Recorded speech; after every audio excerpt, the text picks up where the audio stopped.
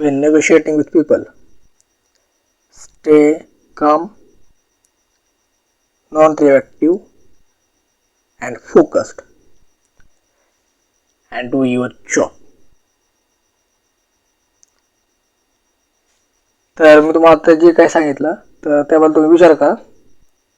कोणतंही हा सिच्युएशन असेल म्हणजे एकदम बिकट परिस्थिती आहे, त्यामध्ये बाबा तुम्हाला शांत राहता येत नाही, आता काय करू. हां, जर तुम्ही एकट्यामध्ये असाल तर ते इमोशन काही हाताळले तुम्ही तुम्हाला माहीतच आहे.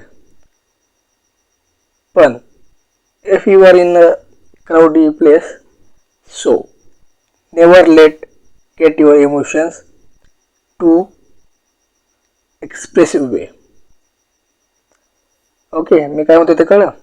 तर तुमची जे एक्सप्रेशन आहेत ना ते कंट्रोल करा, इमोशन्स कंट्रोल करा, then you will win in any hard situation in your life. Okay, so पण मला विचारतात की तू बाबा एवढा शांत का राहतो तू. तर ह्याचं तेच कारण आहे, focused, non reactive and calmness. तर भेटूया आपण आता नवीन व्हिडिओमध्ये. तोपर्यंत bye bye and see you. Bye.